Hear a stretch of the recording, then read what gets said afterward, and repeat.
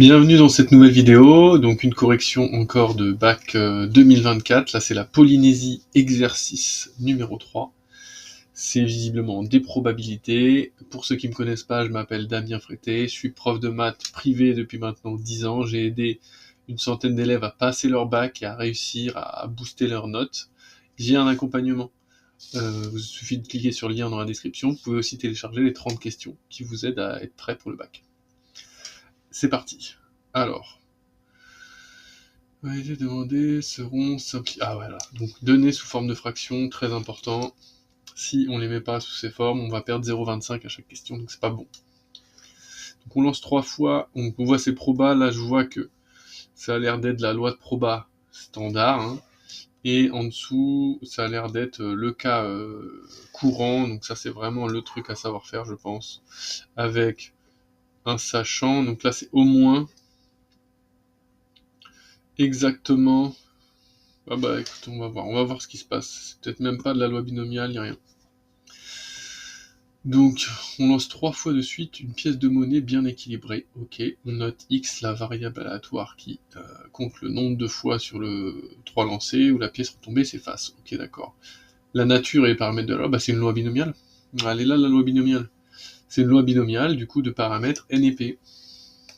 Donc, puisque c'est une succession d'épreuves de Bernoulli, identiques et indépendantes. Voilà. De probabilité de succès, du coup, 1 sur 2, et de nombre d'épreuves, 3.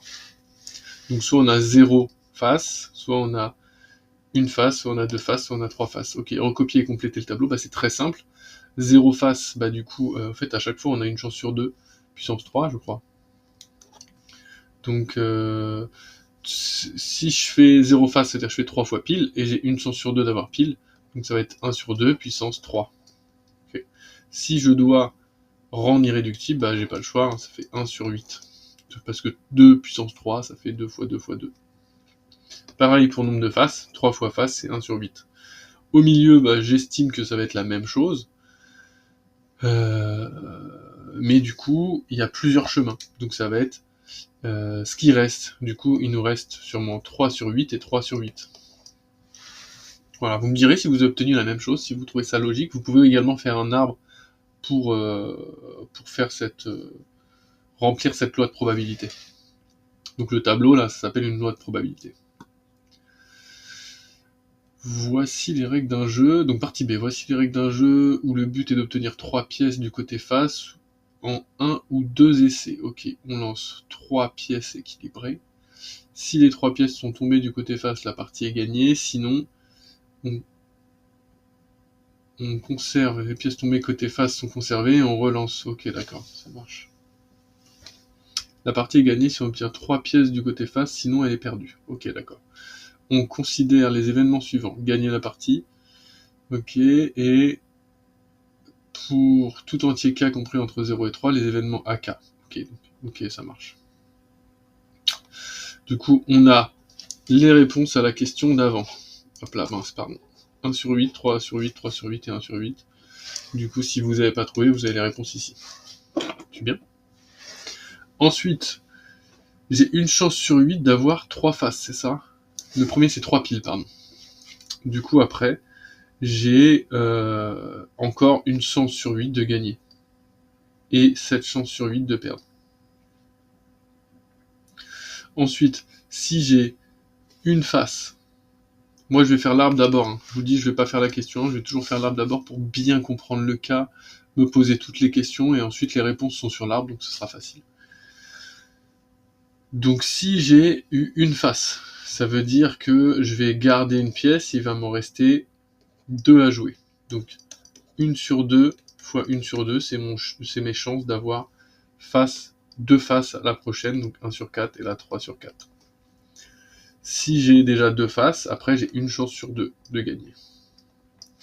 Et ensuite, si j'ai que des faces, bah du coup, 1 sur 1, parce que c'est bon, j'ai déjà gagné.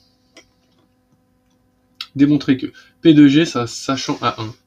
P de G sachant à 1, c'est 1 sur 4, bah voilà. On l'a démontré parce que, tout simplement, il nous reste plus que 2 faces à avoir, c'est-à-dire 2 fois 1 sur 2. Donc là, on est bon. La 1 et la 2, c'est bon.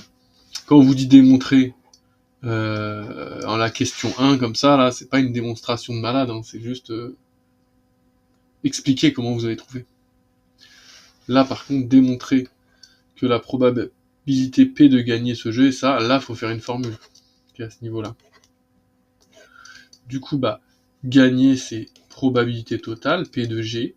Du coup, ça fait P de A0 et G, plus P de A1 et G, plus P de A2 et G, plus P de A3 et G. Un peu chiant, mais on est obligé de le faire. Le premier, c'est 1 sur 8 fois 1 sur 8, donc 1 sur 64. Le deuxième, c'est 3 sur 8 fois 1 sur 4, donc 3 sur 8 et 8, 16, 16, 16, 32. Et le troisième, c'est 3 sur 8 fois 1 sur 2, c'est-à-dire 3 sur 16. Et le dernier, c'est 1 sur 8. On met tout au même dénominateur. Donc ici, je multiplie par 2, ça fait 64. Ensuite, ici, je multiplie par 4, 3 fois 4, 12. 64. Et là, ici, je multiplie par 8, donc 8 sur 64. Oui, c'est ça. Et du coup, le total, ça me fait 27. Donc ça fait bien 27 sur 64. C'est QFD. Question 4. La partie a été gagnée. Okay. Quelle est la probabilité qu'exactement une pièce soit tombée du côté face à la première tentative? Donc là, on a un point. C'est-à-dire que c'est proba conditionnel. Ici, n'oubliez pas de mettre la phrase d'après la formule des probabilités totales. Là, bah là, comme c'est un petit point au milieu de la phrase, c'est conditionnel, donc on met d'après la formule des probas conditionnels. Et on sort notre formule des probas conditionnels. P2, la partie est gagnée, c'est ce que je sais, donc c'est ça changer. Quelle est la probabilité que on tombe sur face à la première tentative? Donc P2, exactement une pièce, donc P de A1, ça a changé. Du coup, ça va être P de G et A1 sur P de G. P de G et A1, c'est le deuxième. On avait dit que c'est 6 sur 64. Et P de G, c'est 27 sur 64. Donc, si vous n'avez pas réussi à la question 3, vous utilisez cette valeur. Et ça fait 6 sur 27, tout simplement. Est-ce que je peux le simplifier? Parce qu'il faut toujours que je me dise, est-ce que je peux simplifier ça? 7, 8, 9, 27 est divisible par 3. 3 fois 9, 27. Et 6 est également divisible par 3. 2 fois 3. Ok. Tac, tac, tac, ça me fait 2 sur 9.